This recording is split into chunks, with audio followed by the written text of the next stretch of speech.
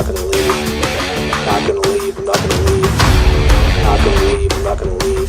The gospel means good news. Like, you can't change the definition of the gospel. We failed to take control of something that God had given us stewardship over. This is not just going to be given to you. You're going to have to stand for something. That's what the battle is for. The battle is for your awakening. The battle is for your first love. The battle is for you to awaken. When God's saying, get on the way right now, begin to move with what is happening right now, and stop looking and fantasizing in your mind and imprisoning the revival that God wants to bring. The Supernaturalist podcast show.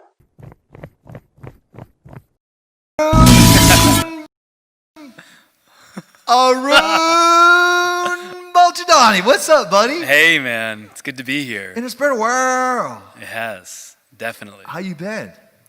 I've been doing really well. Yeah, because Yeah. you're a married man now. I'm a married man. So you're doing a lot. You're doing a lot more weller. Doing weller. Yeah, than last time absolutely. we saw you. Absolutely. The last time I was here, I was engaged, and I think a month after that, I was married. So And how's that? Yeah. How's that been? it's been epic, exceeding my expectations. Okay, So, because what day did you get married? April 9th.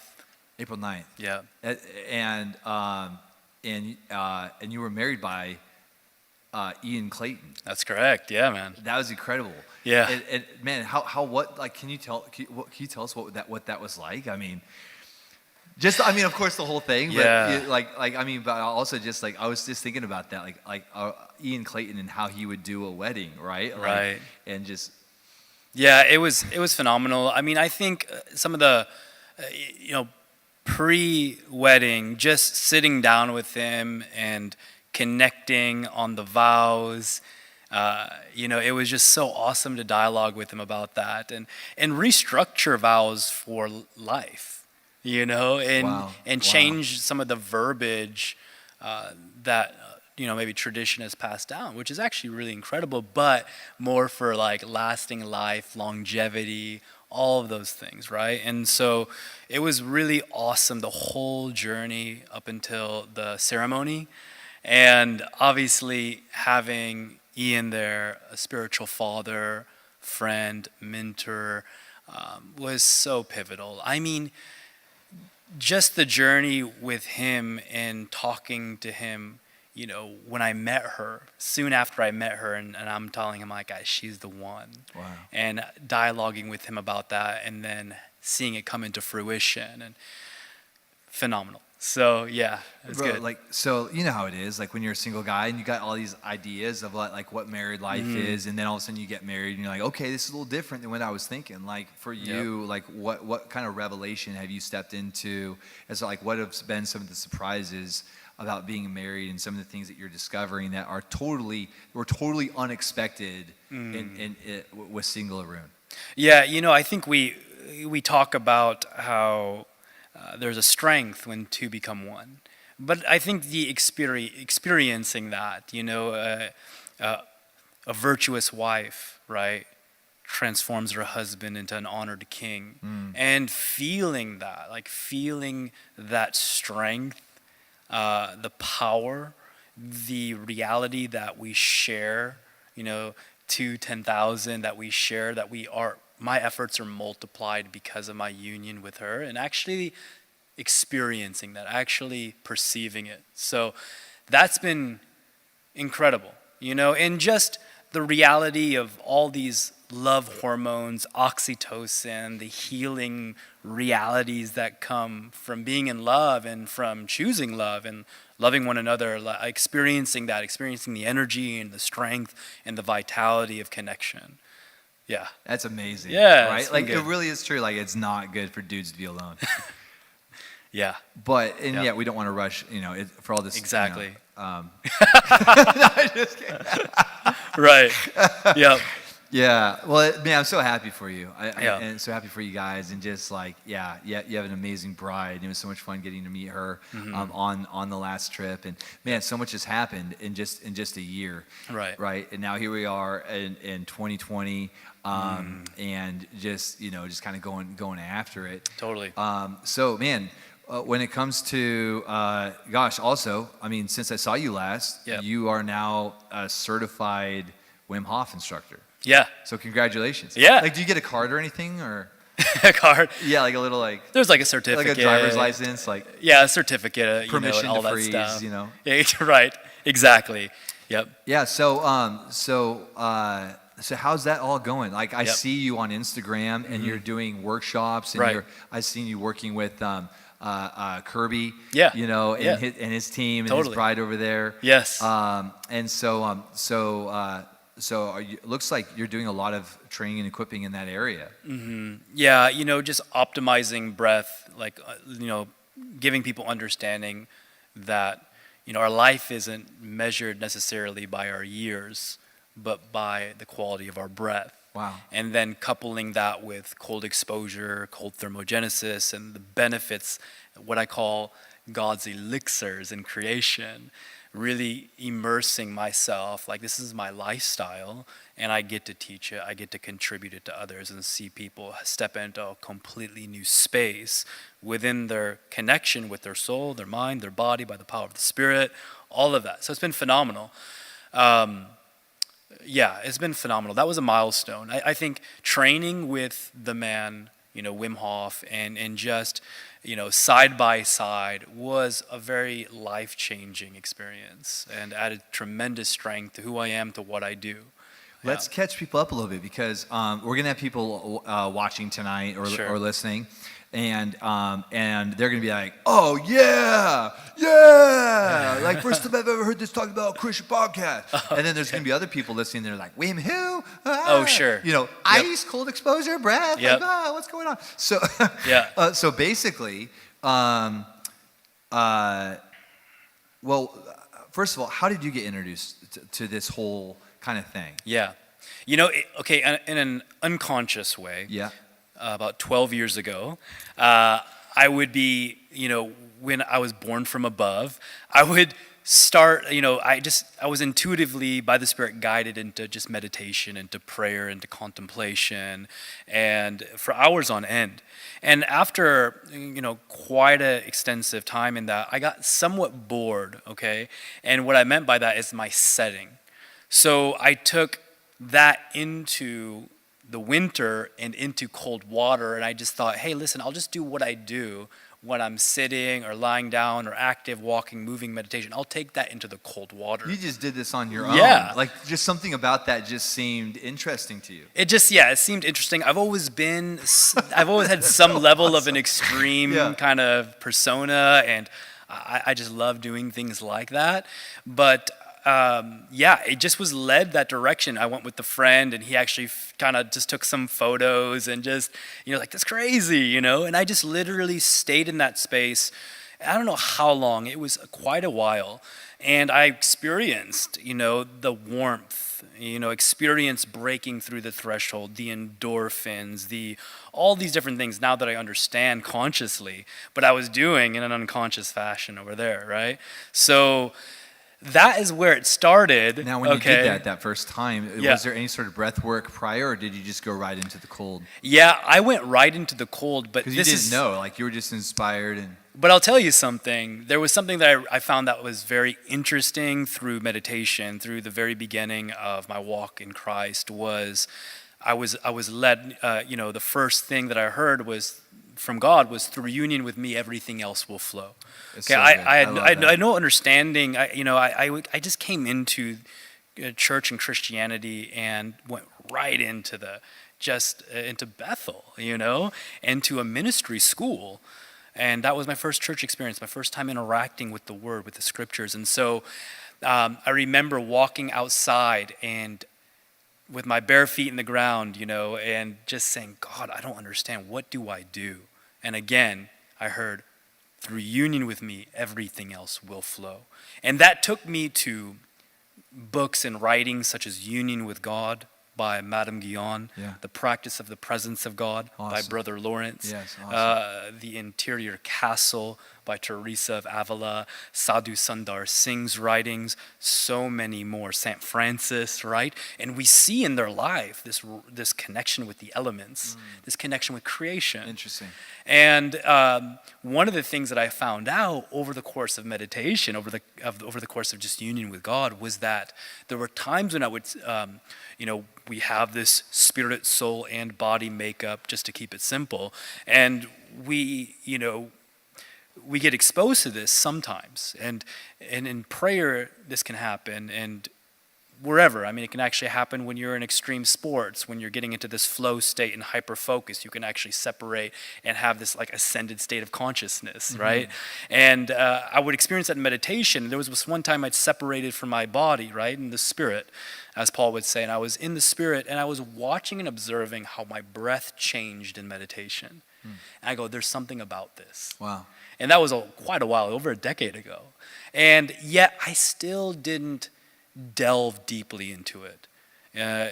But as of late, as of the last 5 years or so, specifically within the last 3 years, especially within Union Flow actually becoming something, a business, a ministry in which I operate, I've been teaching stuff like this. I've been teaching how to optimize your mind and your body, how to move with the scriptures and so on and so forth, and emulate Paul. Paul says, imitate me as I imitate God, but there's so many keys in there.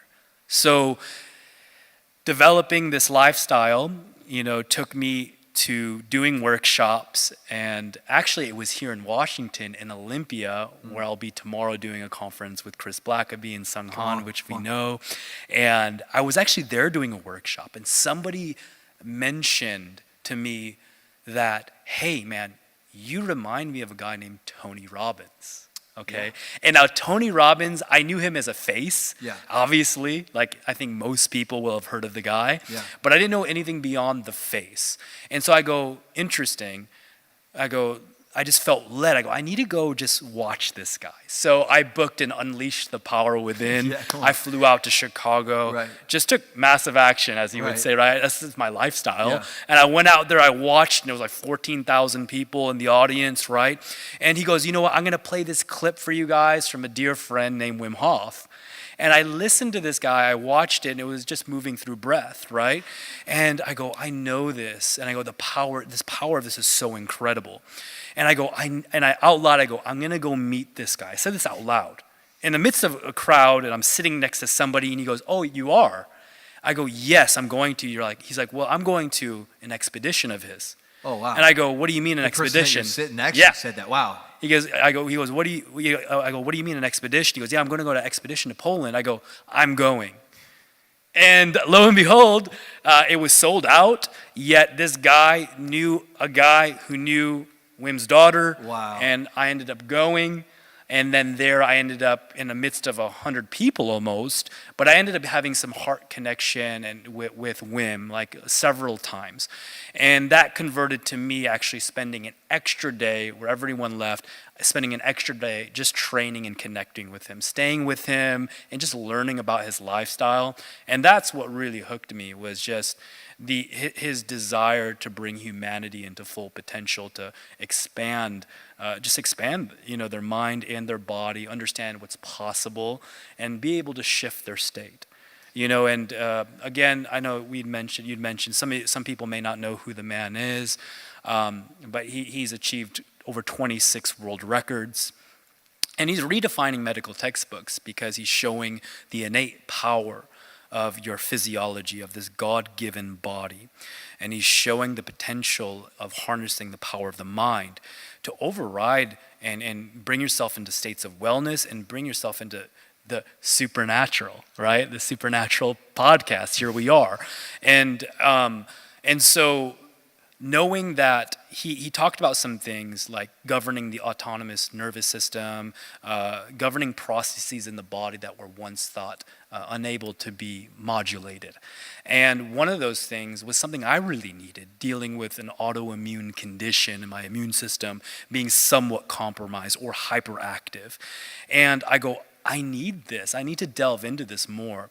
And then through delving into it more before going to meet him, I ended up getting some level of governance and sovereignty within my immune system in which doctors said I wouldn't be able to do. Wow. And I began to shift the process that of the diagnosis by the power of modulating breath and utilizing the elixir of the cold that God gave us, right, in climate. And so that's a little bit of the story. Yeah, it's so fascinating, man. And so here's the thing: when I first heard about Wim Hof, I went through kind of this religious struggle, saying, "How is this guy doing this?" I mean, to swim underneath the ice in in the Arctic, right? I forget how far he swam underneath. His eyeballs literally froze. He went blind, and he did not panic, and he continued to swim until he found the exit out of the ice. And then also seeing the TED Talk where they had a glass tube and they filled up the glass full of crushed ice all the way up to his neck. As a doctor explained what was happening on screens and sensors all over his body, as he literally modulated his body and took full control over his body as to not go into any sort of hypothermia. And she's like, what Wim is doing? And so, of course, I got enough religion in me to think, hey, like what this guy's doing is obviously demonic because there's no way that you could do this in the natural. And so I just began to do different studies and different things and looking at who this guy is. And what was fascinating is when he said, no, I'm not a freak, and no, this isn't. I like what you're saying, like supernatural, because it is. He's taking the natural and then being super with it, But a lot of people immediately think of they go immediately mystical right off the bat, and so I was trying to find out, like, who is this guy? Is this trustworthy? By what realm is he kind of accessing this? And then when he took all those students and trained them to do the same thing, when they injected him with the virus that would put him into an immediate to give a fever almost immediately, and he was able to take control over his immune system, and to not go into the fever. And everyone said he's just a freak, but then he said, I'll train, I think it was like 12 students or something, to do the same thing in like 30 days. And all of his students, they were able to take control of their immune system and not go into. I thought, man, this is fascinating. It is, So of course, anything to do with the breath sometimes freaks out more traditional Christians because of the Eastern emphasis on breath, and so what was interesting about that was to hear this. For me, it was very helpful to hear the science behind the breath, Absolutely. And also, we can't neglect the spiritual nature of the breath and the emphasis of breath in the scriptures. And yet, I think sometimes we get, honestly, there's a lot of things where I think Christians, because of fear, they would rather just stay ignorant in a lot of things. But there's so many opportunities for us to upgrade based off of the wiring that God has created us to do far, far, far more than what we're actually operating in right now. So what I understood is that, like, with the breath, with these breathing techniques, because there's this whole thing of like fight or flight, right? And so like a human by nature falls into ice water. The body says, you're about to die. Freak out, panic, right? And so the body just goes right into this panic state. And so through these breathing techniques, you actually take control. Now, so I'm gonna be a lame-o and just use layman's terms with this, but then I'd love you to kind of dive a little further with this. But through these breathing techniques, you're actually able to take control over your body and bring yourself into, and even through the breath holding, that your body kind of starts to kind of panic even in that moment when you're learning that you're not going to die. You've got control of this, so that when you get into the ice water, you don't immediately go into, OMG, I'm dying here. Right. Like, you've already been through that through these breath holding techniques and the breath work, that when you go into the ice water, you're like, this is good. I'm not going to die. This is good for me. And then also just the number of benefits for me in dealing with inflammation through training for a marathon, and also just your metabolism, testosterone development. You can go on and on, immune system, on and on and on. Right. But kind of the importance of, I did. Now I'm an amateur compared to you, but like this last week, we've got a pool in our backyard, so I'm enjoying watching the temperature on that drop as we go into fall. Sure. So right now it's at 55. Oh, that's good. Yeah. And I want to talk to you about that. What's ideal? What's optimum for water temperature? Mm-hmm. But and so I did 7 minutes, and my kids, and so just did breath work got in, and it was just, to me, it's exhilarating. To me, it's because still when I first get in, I feel that, and I actually try to enter the water with thanksgiving now. So I'll actually give thanks, like, thank you, Lord, that my body is responding. It's communicating to my brain that this is cold, and I'll actually like use Thanksgiving as a way to kind of acclimate. But I thought by me just using my dummy terms, it might kind of help people even understand a little bit more of why a guy like me would be practicing and trying out some of these things. Because I find it very, very fascinating, and also to kind of maybe demystify some of these things. Totally. But yeah, so perhaps so first of all, what's optimum water temperature? Oh yeah, I like to say that. And Wim says this, is gradual exposure to cold. So I think a lot of people want to go straight in, yet they haven't been cold adapted. Wow. So you can really start from the comfort of your own home, from your shower, which we should be thankful that we have, right? Like, I'm always grateful that I get to take a shower. There's a lot of the world that doesn't get this, to be honest, right? And so I'm just grateful for that. And, you can take a hot shower, which has its benefits. Like, for one thing, a hot shower, it puts people into, it accesses the parasympathetic nervous system, basically the rest and relax zone. Wow. And it puts you into brainwave states more conducive to meditation. And that's why a lot of people get really incredible ideas in a hot shower, or Really? they feel like, have you ever experienced that where you're like, man, I'm just getting so many ideas, I wish I had something I could write this down with. Yeah. Because I'm in a hot shower, I'm relaxed, and therefore your mind can really begin to open up and That's and share interesting. things with you. And I've known people like prophets close to my, where I live, talk about, that's where I get my stuff from God. I get my revelation in a hot shower. And I was like, I Wow. wish I could tell them one of the reasons why. Wow. Because you get into that theta state. You cannot enter into the kingdom unless you be like a child, unless you enter into theta. Kids are in theta. Kids are in a different brainwave state quite a bit because they're in a place of daydream, right? Wow, interesting. And so they're accessing that realm of imagination and divine inspired intellect a lot more, that curiosity, all of that stuff. Wow. To whereas when adults, we're looking to get back into that. We're always a lot of times sped up, like you talked about, the sympathetic fight or flight response. A lot of people live in that space. So now kind of back to what you're talking about with water temperature, it's really a gradual exposure. Now you can, anything, even 63 and under, you can get a therapeutic response from it. Outside temperature and water temperature.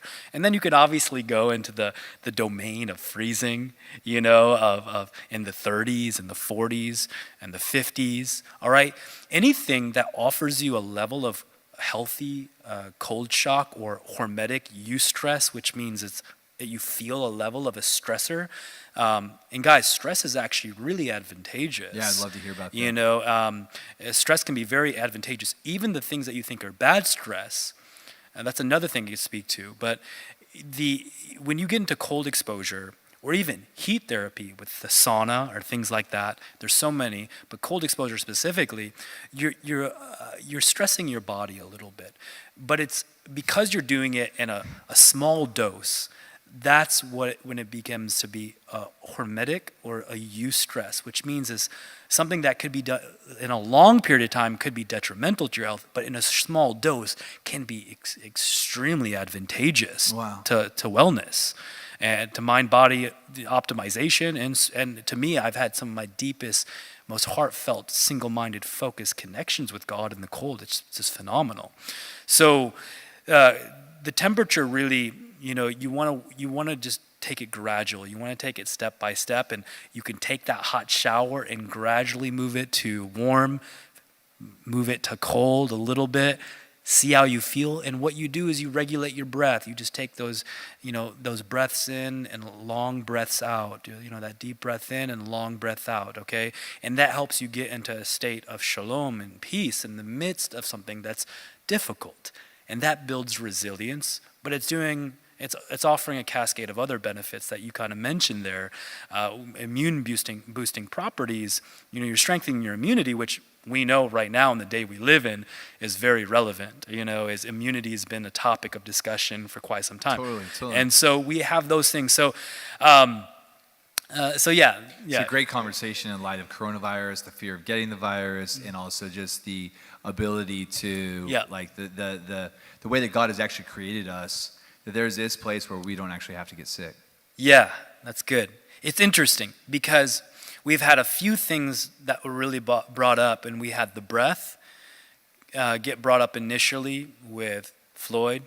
The I can't breathe. Yeah, that's okay, right. We had a lot of things with breath. Then we had a lot of things with the fires right now. We have a lot of things with immunity and transference happening through that. So we see this kind of emphasis on breath, right, and on immunity.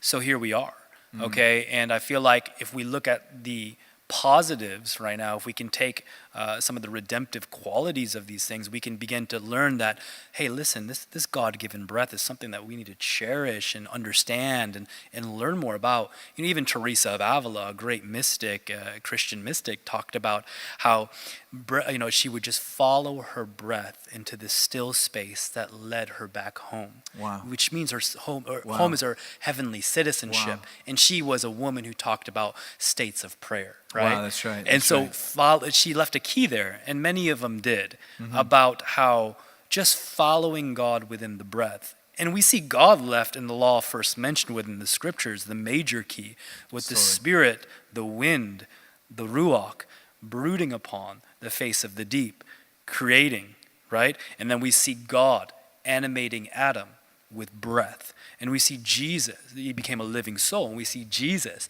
animating the disciples with breath to become life-giving spirits. So we see this conversation of breath all throughout the scriptures, right? And now what if we could utilize something that we're doing all the time and just become conscious of it and learn to shift our state to do things that some people might say are impossible, but let's not even just go there. Let's just say we might be able to mitigate agitation, anxiety tremendously. Anxiety is the number one mental illness out there. It's been classified as such. Totally. And so breath, we can learn to harness the power of our God-given breath to be in conducive states of peace and not be so sped up. Although we can use breath to speed up and to generate energy and enhance the mitochondria, the powerhouse of the cell. We can do all of that. Okay, so this is a very big topic. Yeah, absolutely. And actually, I think the very first time I heard about cold exposure was through Tim Ferriss's book, 4-Hour Body, back in probably 2015. Yeah. And he was going through the swimming studies on why they couldn't figure out why swimmers were burning an enormous amount of calories that couldn't be compared to any other sport, such as basketball or football. Like the amount of calories that a swimmer burns is it because of how hard they're working? Certainly not. But it was because of the exposure of their whole body being in water and doing the workout in water. And then he began talking about ice packs on the neck or on the feet, and then cold showers. So that was the very first time. So I started doing cold showers back in 2015, and along with the rest of kind of his protocol there. Yeah. And I probably lost, probably 15 pounds in a matter of 3 months or something. And that was God ordered, because I needed that energy to be able to go into my fresh assignment in 2016. Breath is fascinating too, and one of the things I wanted to ask you about is I heard recently that and I would imagine this would be somewhat controversial within the community, but that the Wim Hof breathing method isn't necessarily a healthy protocol for a daily exercise because of just almost like the hyperventilating kind of feeling that you're, and so I heard that that there are other breathing techniques that are prescribed more for for some of these things. What's your own protocol as far as, is that particular breathing method, is that part of your daily kind of lifestyle, or are there other kind of breathing techniques that you find a little bit more kind of practical for what you're trying to achieve with your own goals? Yeah,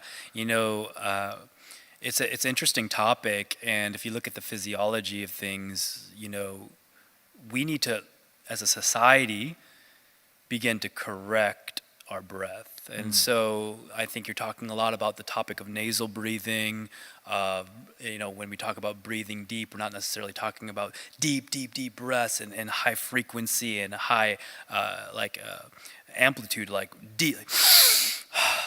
You're talking about like, just, do you know how to breathe? Like, are you a mouth breather? Are you a nose breather? Like, how are you modulating your breath when we're looking at 24 hours in the day?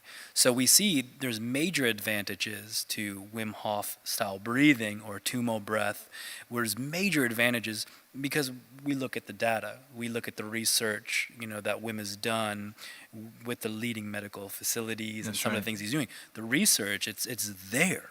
Okay, and this style of breath. And the research is also there, and learning that, listen, how are you breathing when you're sleeping? Are you a mouth breather while you're sleeping? Are you a nasal breather while you're sleeping? And if you're a nasal breather while you're sleeping, you're going to have a deeper, more quality rest. If you're a mouth breather while you're sleeping, you're likely going to end up snoring. You're likely going to have some level of sleep apnea. You're not going to go deeper into those spaces of rest and regeneration. So we need to begin to correct how you breathe. So for me, I kind of move in quite a bit of different modalities when it comes to breath. Sure. I utilize a lot of different techniques and kind of freestyle at times on just how I feel led. I think one of the things that breath does is it gets you in tune with this realm of the mind, and it gets you into such a deep space of body awareness. Okay, so it helps you to become attuned to who you are, like this divine design, this framework, right? And then through that, you begin to become sensitive. So you begin to understand, the cold in a different way. Like I talked about being cold adapted. So that means your vascular system has developed a level of plasticity to the cold. Your nervous system, your body, you've developed some level of a platform and a foundation. Same with breath. As you begin to move into conscious breathing, you can begin to become more attuned to your body. You can begin to understand how you begin to basically dial into how are you breathing on a regular basis. Even right now, I'm checking, how am I breathing? Because how am I breathing is going to actually be conducive to how I'm communicating my energy with you, right? So I'm looking at these things, but as you begin to delve into it in a conscious way, I just tell people in the beginning, just begin to turn and tune in to your breath. And it's actually an incredible way for the God connect. It's an incredible way to tap into just meditation and to union with God. Okay, obviously the functional, practical benefits of upregulating wellness, and just like optimizing all these spaces. So just take that breath and let it go. And just become aware of that and know that you can use that to shift the state you're in. It's happening to you, but you can begin to happen to it. And if we can begin to happen to it, then we can begin to start governing these processes that are governing us. We can begin to tap into this wellspring of life. Because there's so many things that we just do by default, and we just say that's who we are. Yeah. Or don't you think? Like that's just who I am. Like, so breathing, like that's just what I do. If I didn't breathe, I'd die. Yeah. And yet, I'd love to ask you about the nasal breathing. I find that really fascinating. I've been practicing mouth taping this year, and especially when I was training for a marathon, I tried mouth taping while training for that, learning just to. Now, my understanding is that when you're breathing in through your nose, that's allowing more oxygen to go directly to your brain than when you're breathing through your mouth, and also helps with symmetry of the face. It helps to and I found that really, really interesting. Yeah, some of the absolutely. studies I was reading on. But man, I'll tell you, the first night that I did it, I woke up in the middle of the night, felt like I was suffocating. Woke up just like, I was like, and then I tried to, I was using like a surgical tape, so it's easy, it's not going to ruin your face. It's not like a duct tape or some gaffer's tape. But, and then, so a little bit of maybe like Vaseline or something over my lips, or like a chapstick, and then some surgical tape. And I remember that first night trying to rip it off and not able to. It took a while to get it off. I was like, oh God, Andrea is like, what's going on? And then went back to it. It probably took 2 or 3 nights. And so like that first night didn't make it through the night.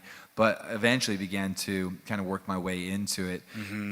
But what's interesting is that like, so nasal breathing probably at night isn't necessarily a default. Would everybody have to kind of train their way into that, or some people that's just how they sleep? I mean, You know, a lot of people do. You know, I think there's a ratio. You know, I'm not exactly sure statistically speaking. I've heard it once said that maybe about 25% of the population are mouth breathers during that, and sleep apnea is a big deal, and so we see that happening in sleep apnea, asthma, all these different things.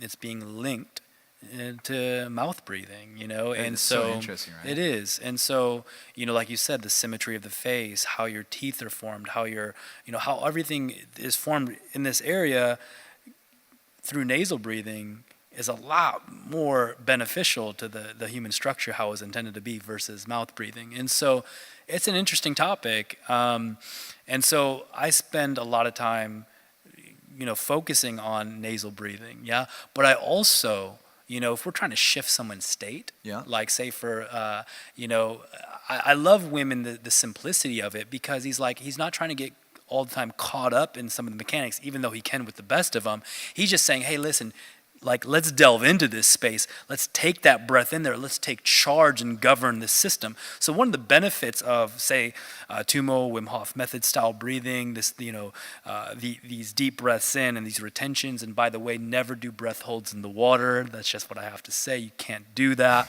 That's a bad idea. Okay. So these, the benefit of this is you begin to stimulate, this adrenal response and so much more. But so much of our life, we talk about adrenal fatigue. I think most people know what that is. That was popularized about a decade ago, topic of people starting to understand that a little bit, and the fight or flight response. So it's usually happening to us, but we can actually then trigger it to then govern it. So what if we can then take something that happens to us a lot, but begin to generate that and then shift the dynamic on how it can work for our advantage. Awesome. So then I can begin to upregulate oxygen and this O2 CO2 ratio. I can begin to energize and revitalize the intracellular structure of my being, the mitochondria. I can get things working fantastically. I can prime myself to get into the cold, right? And I can do this through patient, relaxed breath as well, this still space of just nasal breathing in and out. So again, this is a big topic. I appreciate you diving into this, because I can't talk about this stuff with most of my guests. Yeah. So I hope you don't mind if I don't mind. No, I love it. This is kind of a podcasting, but it's also kind of I basically got a huge list of questions for you tonight in my head. Yeah. So Well, this is my lifestyle, man. If there's stuff you want to talk about, then you feel free to, what I'm saying. Sure. Yeah, dude. No, I'm good. So when you get into the water, you're obviously not doing a Wim Hof breathing kind of style when you get in. Mm-hmm. Is there, and in a conversation like what we're having right now, you're not sitting there, so I'm curious, in a conversation like this, what kind of breathing are you being mindful of? How are you holding yourself accountable?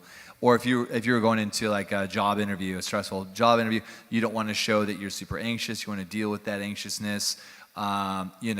That'd be maybe similar. Or you're going into a meeting and it's full of strangers that you haven't and you feel everything. Cortisol's going off because all the LEDs, and then you got all the people. Sure.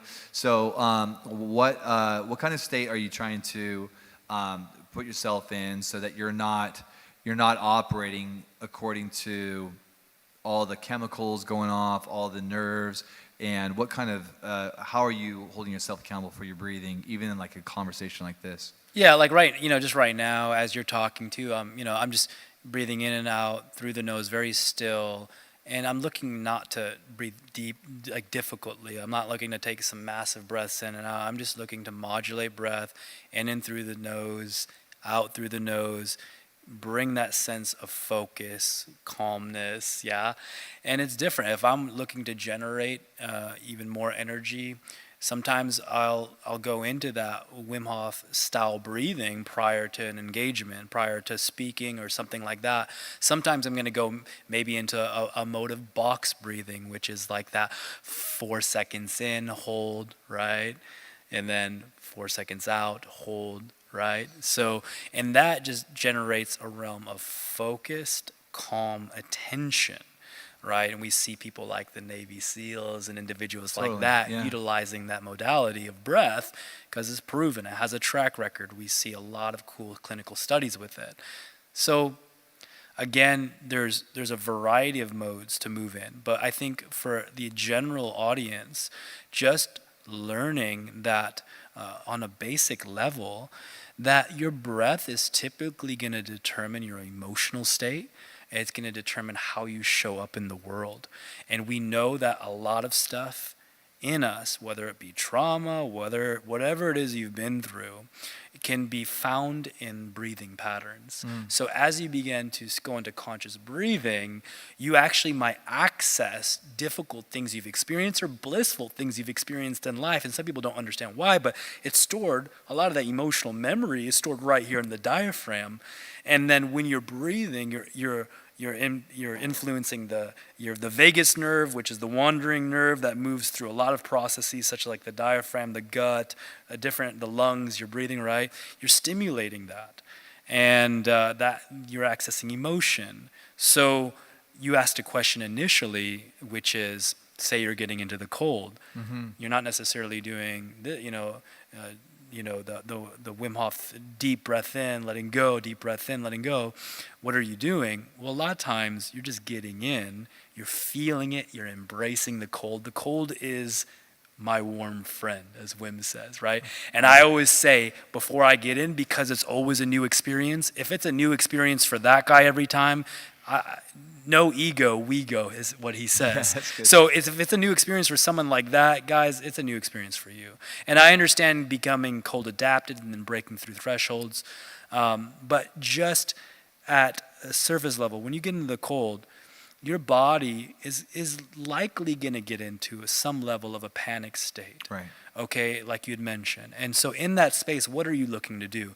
You're looking to find your peace in the midst of this stressor that's actually something that's highly beneficial, all right?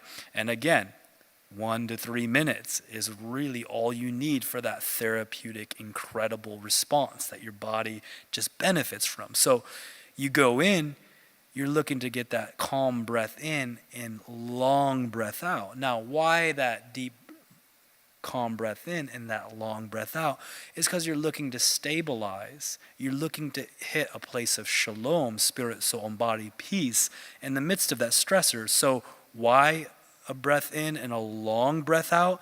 Well, the long breath out, which is highly advantageous for people who are under a lot of stress, take a deep breath in right now, then let it out for a long time. So it could be like 3 seconds in, 6 seconds out, 4 seconds in, 8 seconds out. What that's doing is it's stimulating, again, we bring it up, the parasympathetic nervous system, that rest and relaxation, okay? And that is giving you the ability to be at rest in a challenging situation, right? And so that helps a ton. So that means that now let's transition that to like life application. And you had mentioned it, like you're going in for an interview, you're going in for a business deal, you're going in to speak, to teach, whatever it is. You're going in to take care of your kids who just woke up, early, like, and you're stressed out, whatever it is, you're doing life. What does that mean? It causes you to have resilience and to be able to deal with stress in life. So this whole realm of modulating breath and getting into the cold is allowing and priming you for anything that comes your way. Anything that comes your way and jolts you, any stressor, you're actually going to be a little bit more resilient. And then keep going in that, you're going to become much more resilient to stress. What does that mean? You're going to be a better problem solver in the midst of adverse situations. You're going to be able to keep your cool when things are not cool. You're going to be able to be a leader. You're going to be able to show up in your family more. You're going to be able to show up in your business more. You're going to be able to do what you need to do. So again, the application of this, everyone, is manifold. It can be as functional and practical. Right. It can be as mystical as you want it to be. It can cross all areas, and that's what's beautiful about it, So again, it's good, man. It's good stuff. It's really, really good. And then there's also I wanted to ask you, within the biohacking community, things do cross over and get mystical really quick. And it happens even within the breathing. And I know of even believers within the biohacking community that are maybe not even necessarily familiar with like even our stream or even more of the supernatural form of Christianity. So their Christianity would be far more kind of philosophical, that they totally respect and adore, and they totally believe in God and like the Ten Commandments and all of these things, but haven't necessarily ever experienced the mystical side of Christianity. Sure. And so there tends to be this desire in them to experience almost kind of the more mystical side of the force, but not necessarily through the doorway of Christ. And so I've even seen some pretty well-known Christian biohackers even encouraging and experimenting with more of the, and I don't know what you'd call it, you'd probably have the name, but like even some of the more of like the Kundalini style guided breathing type. I don't know the official name of where you're being guided through a series of breathing techniques that last from 1 to 3 hours or something, 4 hours, and then oftentimes people will actually go into manifestations and different things like that. What do you think's happening there with that particular kind of thing? And because I've been kind of shocked at seeing, so I'd be really curious just to get your perspective. Sure. Not so that we can have a conversation and tell people like danger, like what I'm saying, like but I just be really curious to find out kind of your perspective and find out, what's happening there, and is that, I don't have to feed you any lines, but what do you think regarding that whole kind of avenue where things are? And I'm also really sheltered, so I only know one particular kind of trailer aspect of that. I imagine there's probably a whole movement that starts going down that way. Yeah, and I'll get there. And I think what we talked about so far for everyone is just, hey, listen, practical, functional breath. You're breathing all the time. Why not begin to utilize that for your benefit, for longevity, for life, for happiness, for strength, right? For all of that stuff. And so, sorry, dude. As I interrupt, I'm famous for that, for interrupting. I was gonna say, and this isn't really about them, about you guys. You know what I'm saying? I was like, this is more like curiosity for me. Oh, totally. I'm totally I've never cool. had this particular conversation with anyone before. So. I'm totally cool. I just want to people to have somewhat of a broad understanding that you can really delve into your breath purely from a place of functional wellness and optimization of your mind and your body. That's good. Okay, we need to know that. We need to not connect with fear that often masquerades as wisdom, but truly isn't. It's our God-given right and his divine exchange for all of humanity to breathe, right? For all of us to partake of this. And so, it's true that as you begin to, and I'm going to break it down a little bit. So as you begin to move in breath, okay, even if you were to take, let's just say 5, 6, 7 nice, deep, okay, healthy breaths in and out. So go ahead and do it with me, everyone. Take a deep breath in. Let it go. Deeply in. Let it go. Just regular breaths, deeply in. Let it go. Taking it in again. Letting it go. Taking it in. Letting it go. One more. Just take it in. Just a regular breath. Just becoming conscious of it and letting it go.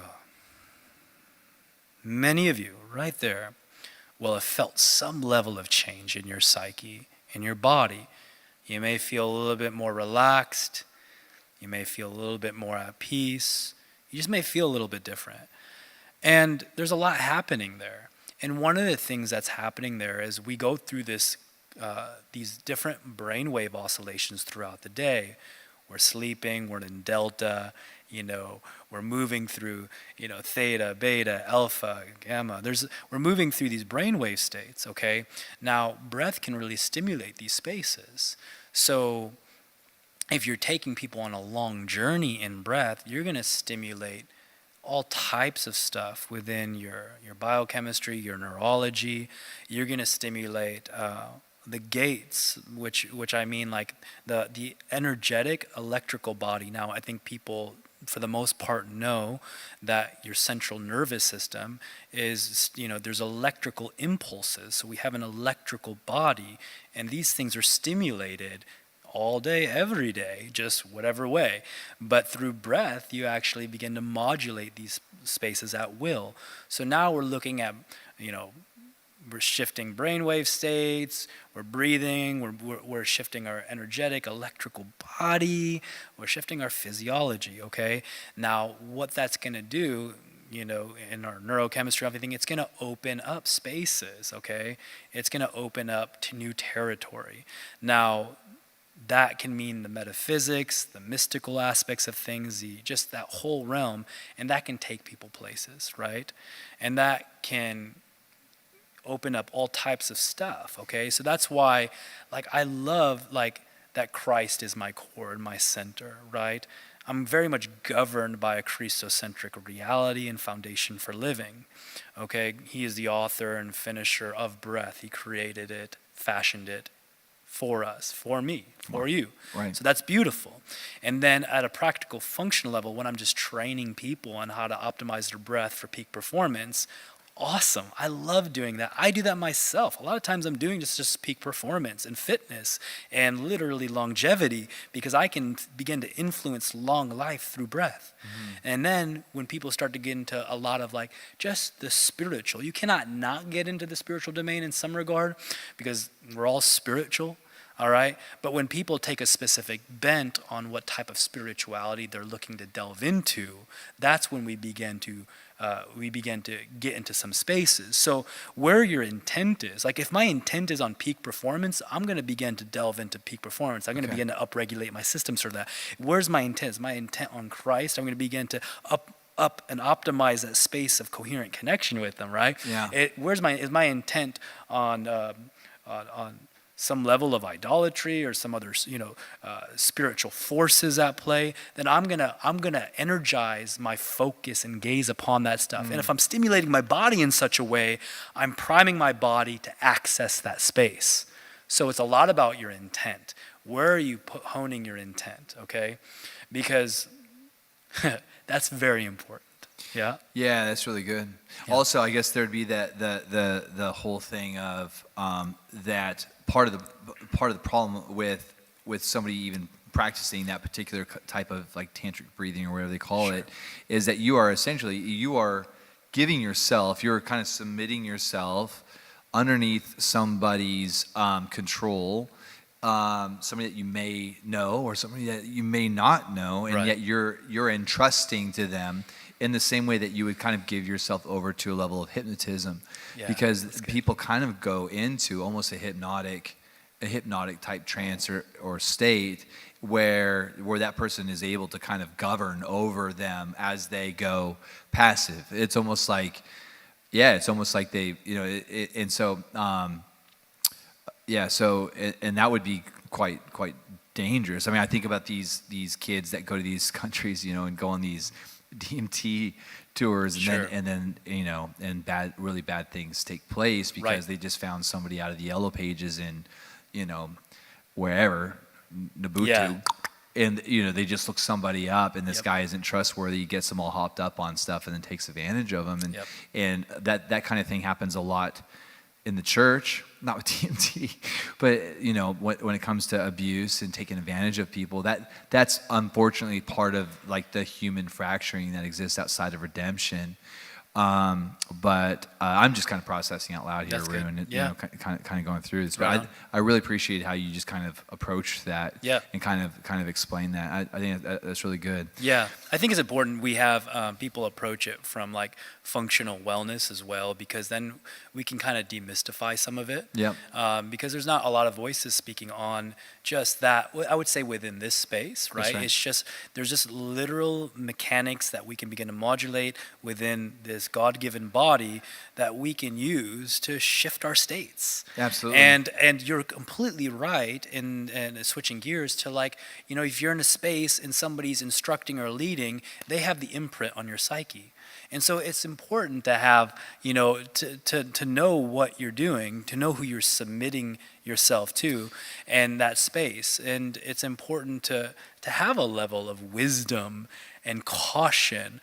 But the way I try to, like, I always try to get away from, there's this sometimes this love of fear and the energy of fear that I've seen.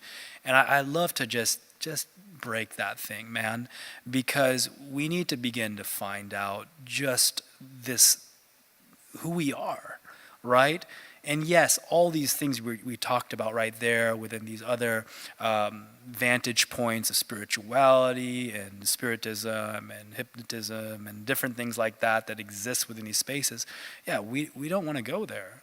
We want to go into the space of, listen, I want to optimize my life. I want to optimize the mind of Christ and the Spirit of God that's quickening this body unto life. I want to work with God and co-labor with God in this divine given breath, right? And then for people I train that might be watching or watch just in the fitness community and just wellness community, it's like we want to shift. We want to understand how we can shift our breath, utilize the cold, utilize the elixirs of creation, and literally freaking govern, literally rule and reign in life, so to speak, right? So that's more my vantage point. That's good, man. Yeah. That's good. Well, I think a lot of people might say, like, what are these guys, what are you guys talking about, breathing for? And yet they might not necessarily have a problem with taking antidepressants, and I want to be sensitive with this because, I understand and respect people's emotional states and just and the chemical thing and just life and how tricky 2020 is with unemployment and all of this. And yet, I don't attack antidepressants or whatever, but God didn't create antidepressants. They were created in a lab, and making some people not, pats in the pockets for sure, bless them, Lord. But and so sometimes that is maybe something that you need to do for a season if the Lord leads you that way with your doctor or whatever. But hey, why not try something that God has actually created first, such as breath? Yeah. You know what I'm saying? Like, it wasn't created in a lab. No one's getting rich. Like, the Lord actually created this. It's funny when you were talking about breath. I remember my first conversation with Ian Clayton, and we were about to go into this meeting. We were like in this green room environment, and we were about to go into this meeting with the Fillers, John and Ruth Filler, and before the door, I was going to open the door, and Ian looked at me, and he's like, right, and I'm like, and I smile, and he's like, it's the breath. He's like, everything began with the breath. He said, everything that you see here, everything that we engage with, it was created through the breath of God. It was so cool because that's so rare that you're just about to do something and somebody just kind of like shares this revelation. Like, that's so rare. Usually it's like, well, here we go into the meeting, no, we're not going to the meeting yet. We're going to breathe for a second. And it was just like this reminder of like the power, the mystery, the splendor, like God's creativity became manifest into everything that we engage with when God breathed. And we're here, like he played in the mud and then he breathed into us. It's beautiful. And our spirit. Absolutely. Our spirit is the breath of God being contained in our body. Yeah, that's fascinating. Like, scientists, they still don't know what consciousness is. They think they're going to be able to export it into a USB stick, and yet they still don't really know what it is. Mm-hmm. It's the breath of God. Yeah, no, oh, so good. Ian's a living legend, and he's taught me a lot about breath, and there's so much there, man. I would say it'd take hours upon hours to discuss and to go deep. But it's extremely practical, functional, and it's highly mystical. When we look at the scriptures, when we look at this reality of the breath of God and all of this, and it's like that in-breath. I remember he taught me that in-breath, just like we're ascending, and we're coming down, and that out-breath, We're moving to and fro, right? We're moving. And just the beauty of that. Like, imagine you just follow your breath in that space. You know, for those of you who are like vibing with what we're sharing on that, it's like you're just taking that deep breath in and you're, like I'm descending from my seated position in Christ, or ascending to it, whatever you want to do. You know, like you're ascending and then you're descending, and at your out breath, then you're moving and you're starting to govern creation, starting to answer the groan of creation through the rivers of living water, through the breath, right?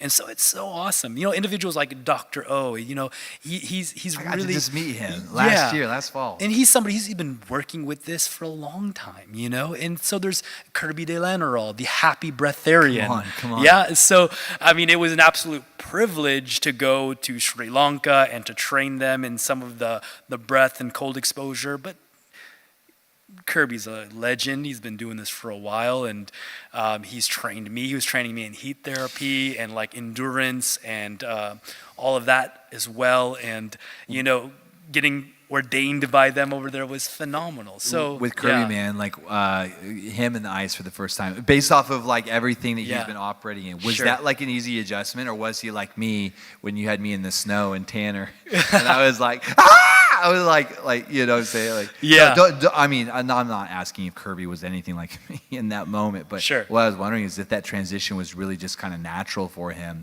or if it took some conditioning. It was fairly natural for him and the community there. It was fairly natural. It was really awesome, you know, and you know, we primed ourselves and prepped ourselves. And you know, the thing about Sri Lanka is you don't get the cold. You don't get cold showers. You don't get cold bodies of water for the most part. You don't get any of that stuff. So when I went there and I told him about that, he goes, dude, Arun, share this technology with us that you learned. And then I go, all right, well, we'll need this. And then like he got on a call. He got like a huge crate delivered like the next day. He got a ton of ice delivered the day after that. How much ice was that? A ton. And he goes, literally one ton of ice. Guess how much that was, Arun? I'm like, how much? He goes, $20. I'm like, dude, in the U.S., I went the other day. I went and filled up my, my ice barrel. Ice Barrel is a cool company for upright cold exposure. I'm kind of sponsored by. So I went and filled up this ice barrel with 200 pounds of ice for like $30-some, right? And so I'm like a ton of ice, right? And so we had the temperature. It's expensive, man. We had the temperature below freezing. That's what we started in. That's incredible. Yeah. You started in that. Yeah, and I'm not recommending that. I'm always recommending gradual exposure to cold. Somewhere in there. But these guys have been doing resilience training for a decade plus, testing the limits of human potential, their body and their mind. They're champions over there, right? So it's like a different. They're in a different zone, and a lot of them. So So I'm always, again, as an instructor, I speak a little differently. Like, hey, listen, gradual exposure. That's good. Just take it easy. Because a lot of people, they rush it, and there is a reality of like you can override through the power of the mind. Wim teaches that with the best of them. I teach that. Yet there is this reality that your body, you're looking to steward this body. That's good. And so if we can begin to develop a gradual exposure to the elements like this, then we can build up a tolerance and adaptation response that actually makes it a lasting practice with a lasting transformation, longevity, and change. So a lot of people go right in and they fry their system, right? And they're like, why did it happen? I'm like, well, you just didn't do it gradually. You didn't get your body and your mind a time to like adjust to this new and incredible modality and supplement, right? So that's key. That's huge. Yeah. And all right, and I'm also going to put in the show notes ways to contact you, because you're doing really cool e-courses. You're doing a lot of different things, and so I know there's only so much we can do in a podcast. Right. So yes. I do want to say this, like, if this is something that's interesting to you, I want you to definitely check out what Arun is doing and definitely contact him, because this is the kind of thing where it's really, even when it comes to, I was just thinking, like when it comes to getting out of an ice bath and the process of warming up, and there's a way to do that. Yes. And so just want to encourage people that if this is something that's really interesting to people, definitely to touch base with Arun so that you're not getting an ice bath and then jumping into a hot bath and going into shock or something. But totally. Have you seen that? I think it's kind of cool. I'm sure you've seen this. They got the schematics online where you can convert your deep freeze into You've seen that? Mm-hmm. That's awesome. That And is then awesome. every time you get in, you got like a little thin layer of ice that you get to Yeah, kinda, that's fun. I think I'm going to try to build something like that Yeah. at our new house. There's some cool templates out there, and it's pretty economical. Yeah, because Yeah. just the ice thing, like filling something up full of water. Like the pool I got right now is cool because I got a little bit Yeah. of chlorine in there, so it's not getting mildew. Oh, that's great. You And got, then, you got yeah. training right there. Yeah, right? And it's just going to get colder. Like- It's about to get real this winter. Yeah, and what's beautiful about this, guys, what's beautiful about just focus on the cold shower. If this is something that's new to you, gradually transition, get acclimated to that over the course of several weeks, and then hey, if you want to experience the cold, if you want to experience an ice bath or whatever, get a guide or just get some supervision, get some wisdom, and have fun. Have fun, do it right,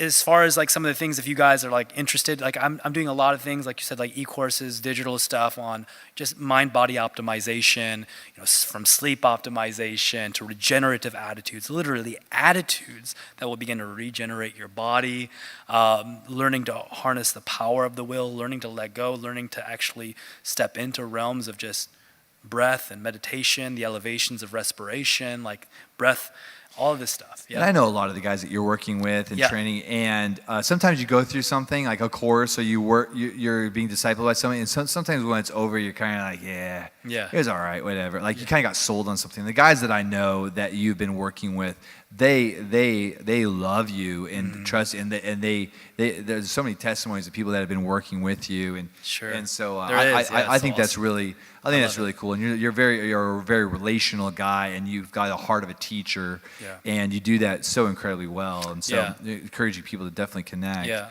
and then, it's what's important is, a lot of people see trends and they move with trends. Right. Now there are those who embody it, right? You want to learn from somebody who's went to the edge and back again in these processes, who actually embodies it, because, when you become conscious of something, your training begins, and then, you want to make sure you have somebody who carries a field. And what a field means is it carries an authority and a scepter, right? In that space, right? Who understands like what's being stimulated by this, and how can I utilize this? And I think that's where the fruit comes from. That's why I get a message almost every day talking about the testimonies of people. Their sleep is optimized, both functional, practically, in wellness, and both mystically speaking. Their respiration is completely changed. Has completely changed their stress response to life. Their ability to live off of the energy of Elohim, and their learning to live from that place of union with God, even in their body and their physiology, and to be nourished from their relationship with God. Just the testimonies they come in, and That's awesome. and one of the things is because, man, I literally embody what I teach. Right. And that's no ego. It's just literally like there's something that happens where people get caught up in the trend, right? Totally, and then they're totally. like they try and teach something that they don't have etched out in their soma, in their body, in their mindsets, in their emotions. I think that's really important. And that's where I think the fruit. That's where there's fruit, and that's why there's fruit, and that's where there's fruit that remains. Yeah. Bro, it's so good. Switch your subject really quick. You and I did a podcast, and we've done a few. There was one that we actually couldn't air because of the process that you were about to go through with being officially trained with Wim Hof. Sure. And we needed to go through proper protocol before, so we never actually released that one. So I'm not sure what we've hit on, what we have in previous podcasts. Yeah. But I do know that we've spent some time together, and you've built a biblical definition and foundation for meditation. Yeah. And one of the things that we see within the church is this idea that that God is glorified through our busyness, or this idea that that busyness is sexy, or we don't believe that, but it's just like by default, in order to survive, in order to get by, I just got to be in this frantic flow 24/7. And so for many believers, our disciplines or our rhythms become are scheduled sometimes. for the dominant majority, probably not. And then you've got a certain level of maybe guilt or shame because I didn't have my quiet time with God this morning. But usually our quiet time with God isn't very quiet. It's just as frantic as when we get in the car or when we're brushing our teeth, but we're cramming it in. We're reading our 5 verses or our chapter, pray, journal. So I do think that there's this beautiful discipline, and hate to even call it a discipline, but a beautiful rhythm that you've talked about within the saints and within those that have run before us, and definitely an art of meditation that certainly has been lost. And it's not something that's talked about. So a lot of the prophets that we would really admire, like Bob Jones and Bobby Conner, certainly would not be afraid at all of talking about the art of meditation. They wouldn't say the art necessarily, but the practice of meditation. Sure. And so I'm really curious what that looks like for Arun, as far as what does that even look like and feel like, and I ask you that on purpose because I'm actually hoping that that as people just kind of hear you share, that people realize that there's this beautiful kind of place, this beautiful kind of dynamic where we can actually escape the grind of what we're told is so important, where we can actually build this beautiful place with Jesus. And so if you would just be willing to kind of and I know it's a kind of maybe a more intimate conversation. Sure, but, no worries. I need to say something. My wife and I actually met at a meditation practicum in Spain that Dr. O was hosting. Wow. And so we met, I remember one time when I went to a wedding that Dr. O was officiating and Carlisle was my date. And he sat next to me and Carlisle was talking to somebody else. He goes, "So tell me, how's it going?" I go, "Man, it's absolutely bliss. It's out of a place of meditation. You met out of a place of rest." Okay, and wow. and that's key. And I need to say something else. That a really near and dear friend of mine on my board named Taylor Remington wrote a book called A Beginner's Guide to Christian Meditation. It's highly academic. He's a very academic and scholarly individual that created this really awesome introductory book on meditation that I believe that any Christian who's looking to get into the field and looking to understand meditation more thoroughly should get their hands on, okay? So meditation is key. It's all over the scriptures. We need to just let go of the bull and we need to just delve into our union with God. And you know how I've talked about union flow. So union flow, I said in the beginning, came to me by a direct transmission, like an inner audible thunderous boom that says, "Through union with me, everything else will flow." And how I defined union flow is as a state of being that's birthed, derived out of our fusion with the creator of all. And I say that the flow of this relationship produces divine intelligence and an ability to connect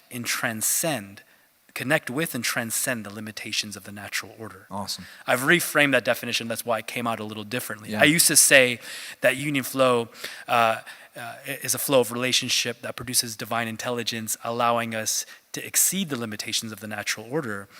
But sounds familiar. Yeah. I'm very convinced now, especially more than ever, that if we don't truly know how to connect, we can't have sustained transcendence. Wow, that's good. So if we don't understand this body awareness, that actually could be found through the something that's really near and dear to you, what you're doing right now, your breath, what we've talked about, you can actually develop a deeper connection, the nexus of the spirit, soul, and body into the divine. You can actually just begin to develop this connection and begin to get more connected and embody and integrated as an individual through this. And then as you learn this connection, you obviously, as you get to know this divine handiwork that God created, spirit, soul, and body, you get to know him deeper through it. And then you begin to learn how to connect with even nature and creation, his handiwork that we're called to govern. Wow. We're all talking about dominion and transcendence and governing. I don't know if we've really begun to understood how to connect. Well, nature's not one of the 7 mountains. I'm just having fun. 8 now. You know, government and education, and then riding on top of a wolf. That's hilarious. Sorry. No, you're good, Keep man. going, keep going. Nature is an incredible teacher, and I'm heralding those words from Wim, right? And I'm heralding those words from Sadhu Sundar Singh, from Wow. Saint Francis of Assisi, Wow. from all these individuals, right? From most individuals who have actually pushed the threshold of humanity forward to some degree. All right, so that's very connected with my process. So Awesome. I know you asked me the question That's awesome. about meditation, about all of this. One of the things that I don't do is I don't compartmentalize. I have a structural flow in my life, but God's in every aspect of it. He's in every space. There's nothing that I can do apart from that. Right? And we see that, and if you guys haven't already, it's an incredible memoir, something that can fit in your back pocket. But The Practice of the Presence of God by Brother Lawrence. Wow. It's an ancient, it's an old school manuscript. It's literally his memoir, but he talked about this consistent connection he had with the divine, with God. And guys, one of the things too is that if you feel disconnected, know that you're not, but also you can utilize that feeling of disconnection to connect deeper.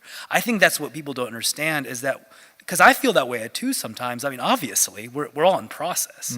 I'm going through the journey with all of you guys. And so there are times when you feel that way. You're not, but you feel that way. But guess what? I believe that's a God-given gift to delve deeper into connection.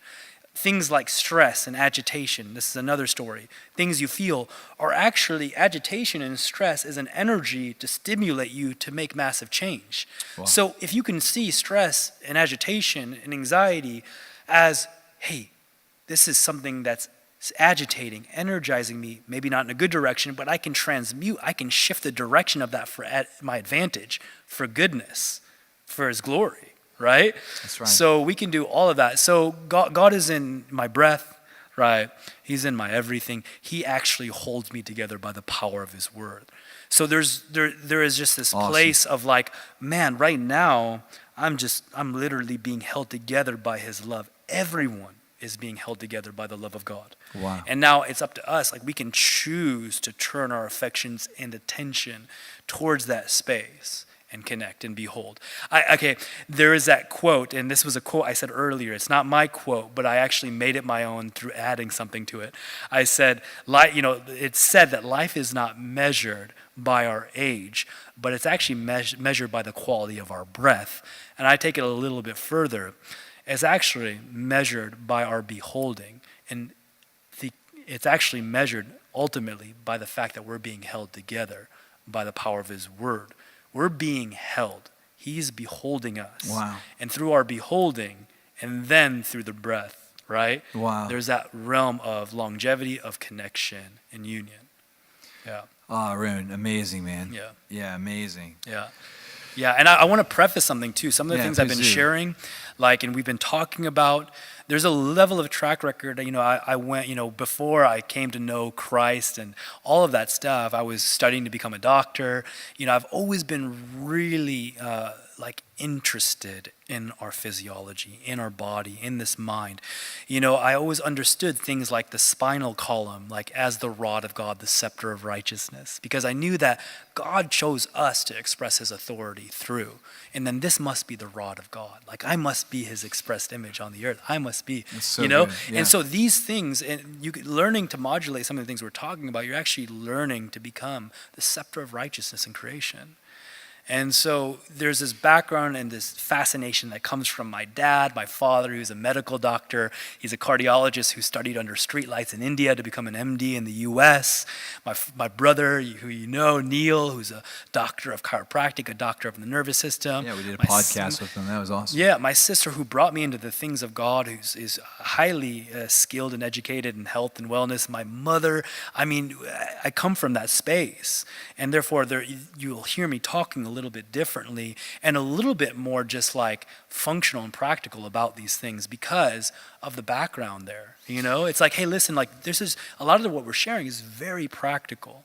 And that's what you're talking about, demystifying some of this stuff. Yeah, right? Absolutely. And you're all good. Most of the people that are part of this tribe already know who you are and love who you are and celebrating it. I appreciate you doing kind of like that. And what I'm going to do is we'll include the show note, in the show notes, I remember our very first time actually meeting, and it was on my radio show back Yeah. when I had contract with Yeah. Seattle's Alternative Talk. It was the Yes. only gospel-centered show on that entire network, you know. And I remember we chatted on the phone, and then I had you on, and you basically told your story. You kind of set it all up. So I'm going to include the link to that, because that'll take people back into like our first conversation a couple years ago, which was just so amazing. Yeah, wow. And but what I love about like our conversation tonight is like it's kind of like this isn't like part one. You know, this is kind of like here we are. This is our third time or fourth time getting chat, and people are definitely going to want to listen to that first one. People are also going to want to listen to the show that we did with you and Justin Abraham. It's one of the most watched podcasts that I've ever done. Yeah. I think it's like you, and then the 3 hour that I did with Bobby Connor. That was pretty epic. Wow. You know what I'm saying? Yeah, like, long form. That's good. yeah, I did one with Nancy Cohen. That one's up there too. But those are like the most popular. So people should definitely check that out if they haven't listened to that one. Right on. But no, like I was saying, like it's really rare to be able to have these kinds of conversations. Man, Dr. O, got to meet him last year through Justin. And man, what a treasure! I mean, just what a man, what a brilliant man. Absolutely. I would love to spend more time. I'd love to get him over here and to Seattle eventually. Just and just his perspective, the way that it's radically different from a perspective that I would have. And I think that that's one of the things that we're learning to do within the body of Christ is to honor other people's perspective. Yeah. And because I think for a long time we've been trying to make everybody the same. We've been trying.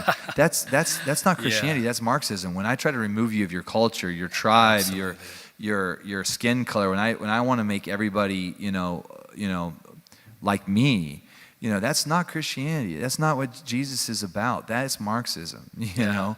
And so we really need to celebrate our differences, and we really need to celebrate the radically different perspectives that, it's almost like when you've never seen something before, it's easy to want to reject it, because it's not necessarily a part of your framework. Absolutely. But man, when I can begin to see where you're coming from, even if I'm not gonna, even if people are watching, I'm never gonna get into an ice bath. Like, awesome. Yeah. But like when we can honor, like, wow, I think it's really cool that he's going after that. We get to upgrade in those moments. And guys, even like that, ice, whatever. I was teaching people just even how to practically shift their relationship with the heat. So many people get so like bent out of shape from being in the hot sun. I go, what if you begin to just receive it? Like God fashioned the sun. And guess what? It's actually energizing all of creation right now. It's run by the sun. The indigenous cultures understood this. But what if then I can begin to form a relationship, a connection with creation and say, oh yeah, you're actually here for my advantage. Like my pores actually begin to open up and receive it versus be in opposition to it. So we can just change our mindsets.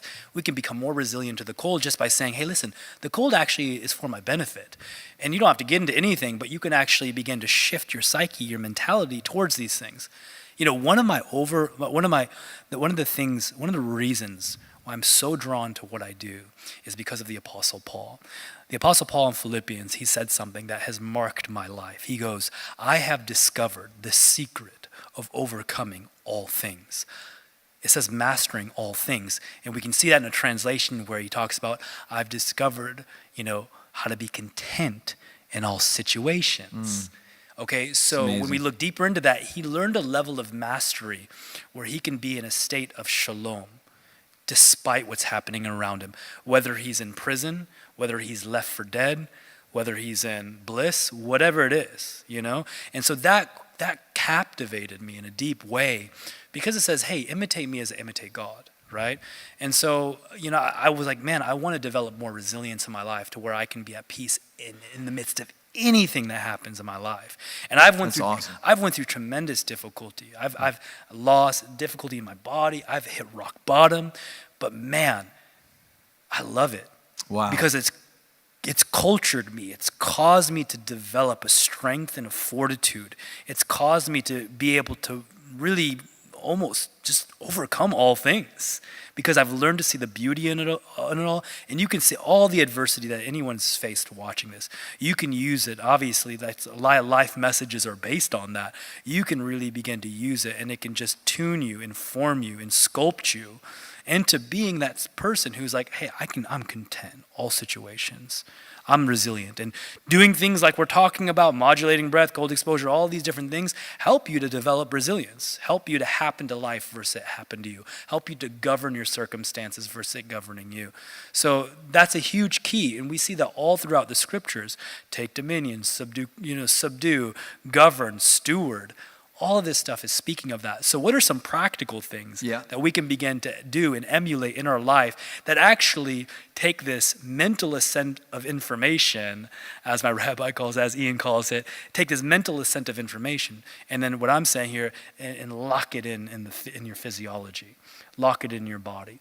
And we know now that the body actually has a deeper way of setting the mind. So if we can actually move our body, as a guy named Jim Quick says, we move our body and our brain grooves. As our body moves, our brain grooves. The body can set the mind. And so if we can couple movement within our relationship with God, we can go further than we've ever had before. Because one of the reasons why we're not superseding is because we're not connected.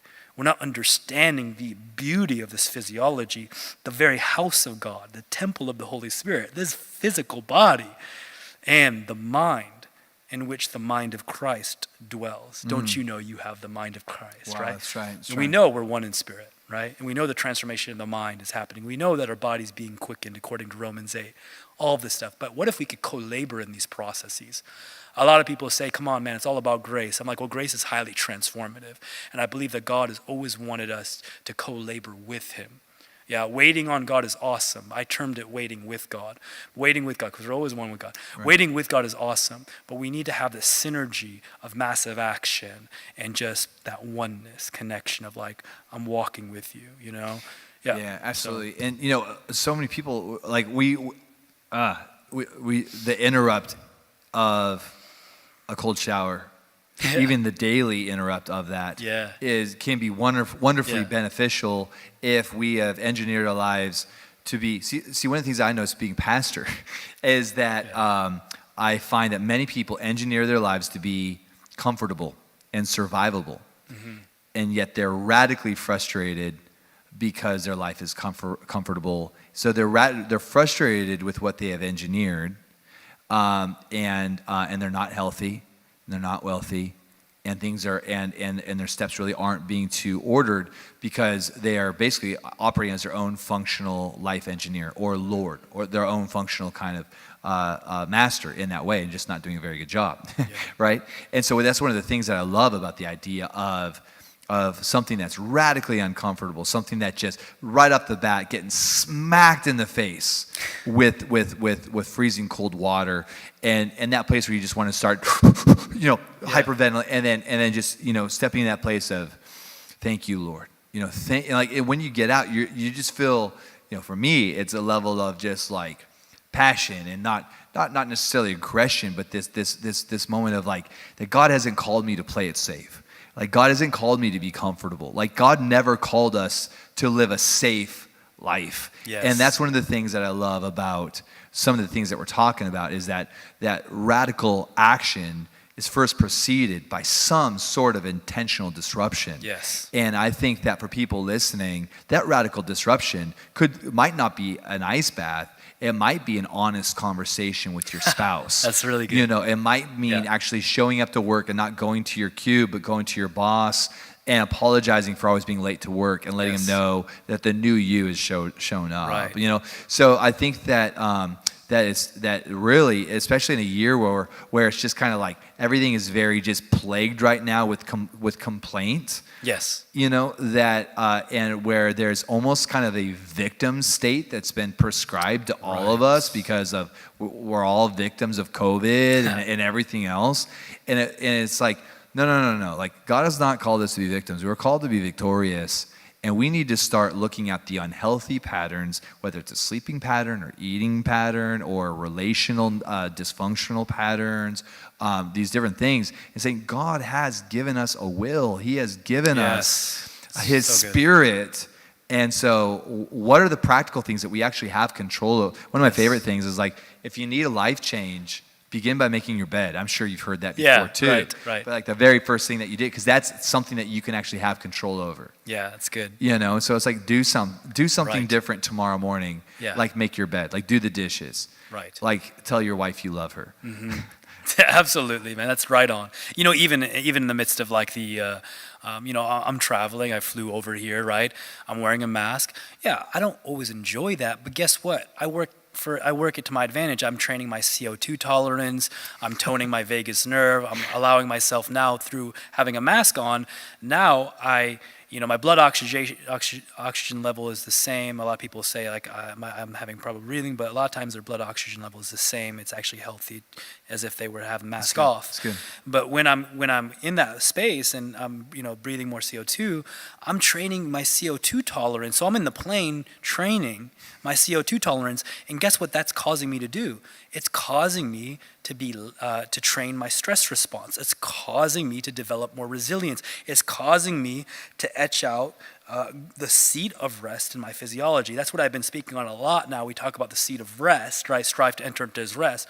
But there's a physiological seat of rest all over our body, and we can actually begin to tone and chisel that space. So then we're not just thinking about it mentally, we're actually physically embodying a place of rest. So you can even do that through wearing a mask. You guys have to for the most part when you're traveling or in some spaces, all right? And you can, oh wow, I'm actually taking some conscious breaths. Now I'm actually improving my health right now. Yeah, it's amazing. Isn't it interesting? I love that, Arun. Yeah. Yeah, especially because there is this, narrative that the mask is this binding, restricting, and that anytime we wear a mask, we are partnering with this antichrist agenda or whatever, right? Sure. I had somebody send me Right. all these scriptures Right. about why we shouldn't be wearing masks, and I was Yeah. like, Yeah.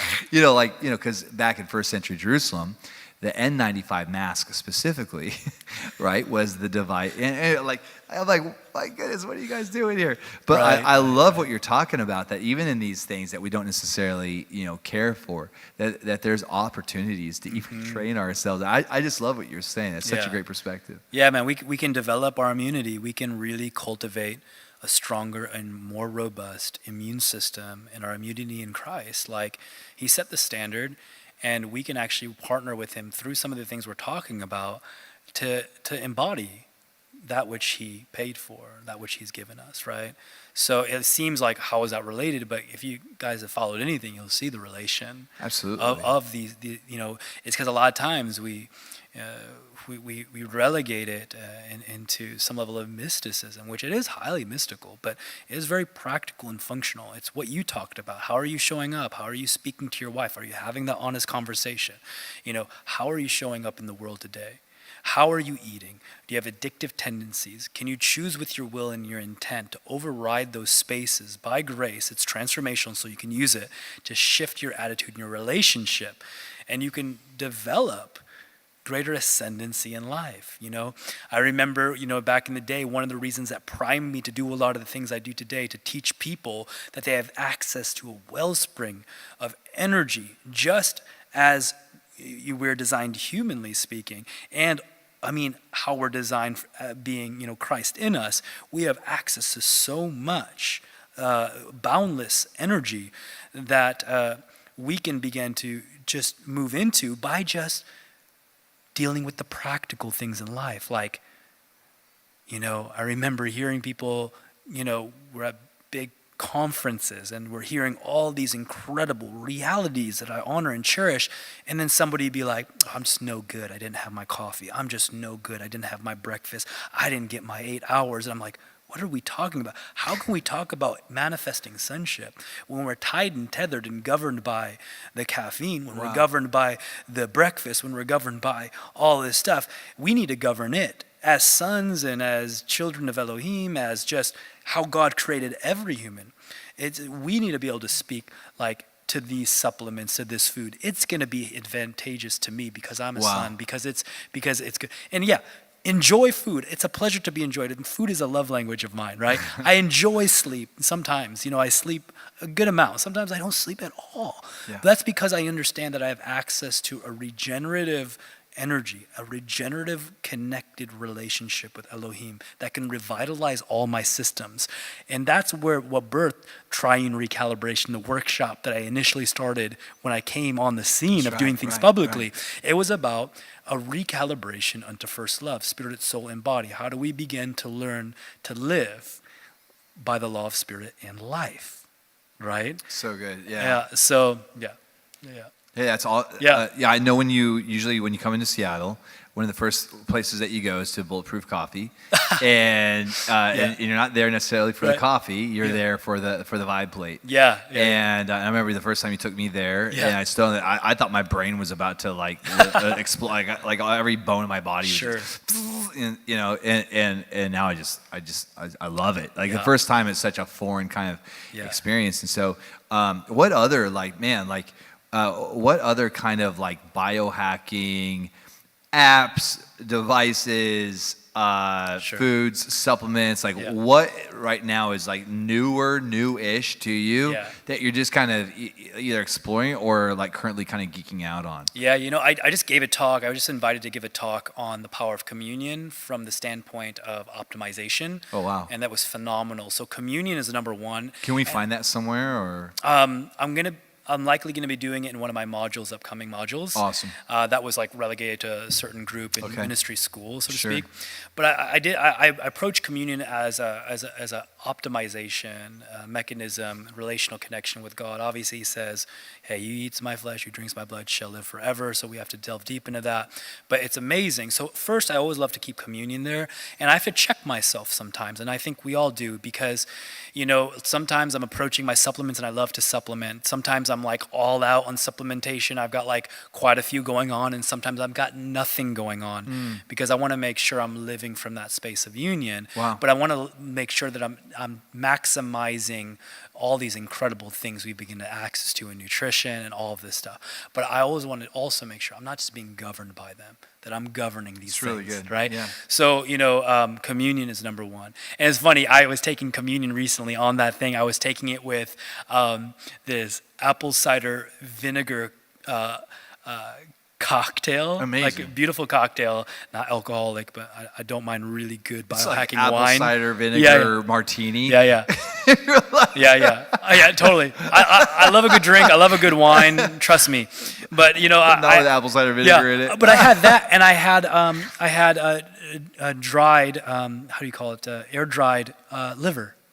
Oh, what? Hold on, what? Just it looked like a cracker, but it's a liver. It's animal, like cow. Okay. This is the most unique thing. Yeah. So wow. I'm dipping it in there, and I'm like, this community, because this is liver is I'm sorry for all you vegans out there if there are any of you, but liver is one of the greatest superfoods, right? So it's a great superfood. Where do you get this? There's a guy named Liver Crisp Carnivore Aurelius. Is actually his name. All right. This is amazing. Yeah. Okay. And I'm working on an affiliate thing, so then we could put it in the show notes, right? It's so good. And so that's one thing. One of the things I really love are just ancestral supplements, just really getting back to nose to tail with eating the meat, right? And the organ meats have they're the most consolidated, packed superfoods out there. But aside from communion. How are you doing that? Yeah, just through supplementation. Oh, really? So that's one of my favorite things right now. It's mostly capsules or something? Or wow, interesting. And we'll put an affiliate link because I'm connected with that company. All to me. Yeah.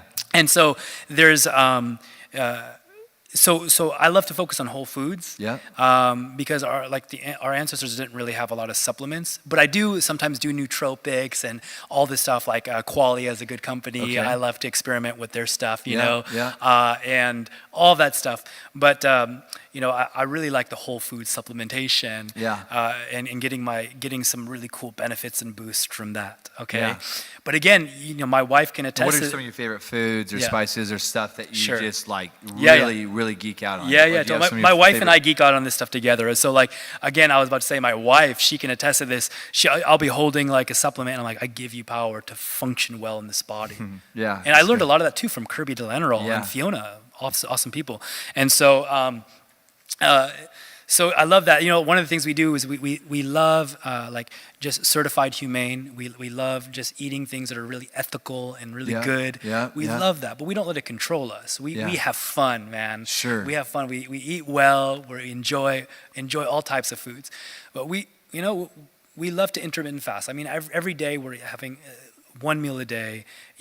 Sometimes I go on extended fast, like, and a friend in the audience here, Tanner, he was with me on the last conference I did, and I go, hey, you're doing this fast with me, and so we fasted the whole time. It was bone broth, but guess what we were doing? It's like bone broth is another superfood, and it's like ointment to the gut. Yeah. It's like it's like a balm, a soothing space in the So gut. bone broth fast for like 3 days or 5 days or something? Yeah. It's great for you. It does some really good things. And again, I you consult with your physician, okay? Like, do what you need to do. I got to say that. But, there's some healing things that are in these things, like water fast. We know that through a 2-3 day water fast, you can optimize your body significantly, and we see some biblical truths come to place, like whereas in a Stanford study they fasted for 3 days, right, and then you saw that incorruption, which is healthy functional immune cells, swallowed up incredible. corruption, It's incredible. damaged immune cells. Incredible, yeah. So we see like, whoa, like our body's so incredible. And we see that even in my culture in like ancient India, like fasting was a part of lifestyle, just 1 day a week, because you wanted to give this machinery a break so that it can devote attention to the body to optimize other systems and not fully devote all its energy and time to digestion, which digestion's awesome, like eat, enjoy it. But learn to see, are you mastered by it or are you mastering Yeah, it? it's good. So Really. my wife also, she loves essential oils, so we do essential oils. I even on a steak rub that I made the other day, I added some frankincense to it just You to did? just to have some interesting How was that? stuff. Did it work? It was awesome. I mean, just one drop, just very like hidden. But I'll take some like really good quality craft coffee, some good salt and pepper, and some stuff, and do a good I was rub at on a the mint steak. once, Yeah. so I used some peppermint Yeah. oil. Yeah. Man, bad idea, dude. It was Wait, horrible. what'd you do? I was at a mint. I was making. It burned, right? Yeah, I was like, oh my lord, right? Yeah. Like that was not a good idea. Yeah, sure. So I was like, wow, you're using oil. Cool, Yeah. cool. But there are specific essential oils for that purpose, though, right? For cooking with and such. Yeah, there are, and I was just experimenting. Frankincense is one of my favorite oils because it has so many cool properties we see in the scriptures, and also Totally. we know that as you go into it's even deep breathing with frankincense. Frankincense is one of the essential oils that can cross the blood-brain barrier and Wow. bring some health to the brain and all Wow. that stuff. Right? Wow. We see other things cross the blood-brain barrier, such as dental mercury amalgam fillings, Okay. silver fillings that I suffered from. Those cracked in my mouth, and mercury got into my brain, impaired my memory, caused me to get into autoimmunity and go a bad direction. Not it wasn't just that, it was a combination of things. But we see that, so why not utilize why like we got frankincense, that can do some things that are really cool. Wow, so interesting. I Yeah, mean that's I interesting. think this is a whole other show, like we're delving into supplementation and all of the benefits therein. And then again, it's like we are as the above-born are concerned, we are stewards over creation. So we empower it to benefit our lives and to promote longevity. We empower our sleep to work for our advantage.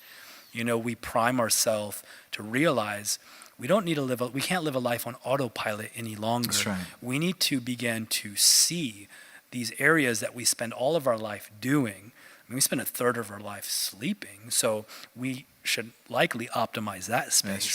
That's right. And in regards to just functional wellness and then intimacy with God. But there's so many other categories, our food intake, our all of this. And guys, I'm on this journey Totally. Now, there are people that are watching live right now, and you guys are going into an amazing conference starting tomorrow night with Chris Blackerby. Yeah, Chris is awesome. I haven't met him yet. Yeah. I guess we're scheduled to do a podcast on Tuesday, which is going to be incredible. I've heard awesome. incredible things. Yes, he's phenomenal. In fact, So now, for people that are watching right now, and they're just buzzing, and they're just like wow, and they want more. Sure. And I'll just say from what I've heard, if you love Arun and you love just this thing, like I hear that even Dr. O's had quite an influence on Chris Blackerby, or vice versa, I don't know. Yeah. But that people are going to want to be a part of this event, and it's just in Lacey, which isn't that far away. Yeah. So how do people get more information on this conference this weekend? Yeah, it's in Olympia, Washington. Is it already sold out, or? I don't know, okay, but I think it's worth looking into. Okay. I believe there's space. Okay. I'm assuming there's a decent amount of space available. It's Gateway Christian Center. Yep. That's our friend Pastor Sung Han. He's amazing. Love that guy. And they're awesome. He's going to be sharing a session. He's phenomenal. Chris and I as well. And then I'm doing an abridged triune recalibration workshop on Saturday evening. Amazing. Very cool. As well. I think there's a few spots left, only a few on that one. Okay, and you got to register for that specifically. You got to register for that specifically. So it's in Olympia, Washington. Lacey, Washington. It's like some addresses say different. And it's Gateway Christian Center. You can look up Gateway Christian Center on the Facebook. On Facebook, okay, and you can find it. We could put a link in the show notes. I don't know. I don't know it off the top of my head. But people should probably actually investigate this tonight because it starts tomorrow. Yeah, it does start tomorrow. And so just Google it, or you'll see Pastor Sung, an awesome guy. Yes. Found out about him actually through Joshua Mills. I think I found out about you originally through Joshua Mills. Yeah. Oh, really? Right on. Joshua's amazing. And then you were at one of Joshua's things, and you sent me that video. That's when I messaged you. The very first time. Yeah. You're like, hey, you don't know who I am. Yeah. Well, hey, and just to backtrack, you can go like anything of my social media, Arun Bulchandani, Union Flow. Yep. You guys are probably already typing it in. You guys can find that conference all over my social media. Perfect. Yes. So it's there, and you can click all the links and register what you need to register for. You can go to my social media and you'll see my modules. You'll see a link in my Instagram. You'll see all of that. You can click and you can see my future events, both digital and in person. You can go to unionflow.com. You can go to experiences on there. You can click around. It'll take you to a place where you can see what I'm doing as well. That's right. And I can assure you this, that you will never see another minister who has as many pictures of him with his shirt off as you will see on it's amazing. I mean, dude, what you're doing, it's a one of a kind. You're a one of a kind for sure. Yep. This 2 hours has flown by. Oh wow, 2 hours. Just ridiculously fast. Yeah. I have loved every second of tonight. And if you didn't have a birthday party that you were going, I would say let's go another 2 hours. Yes. But thank you so much for coming in a day early, just to have this conversation, to hang out.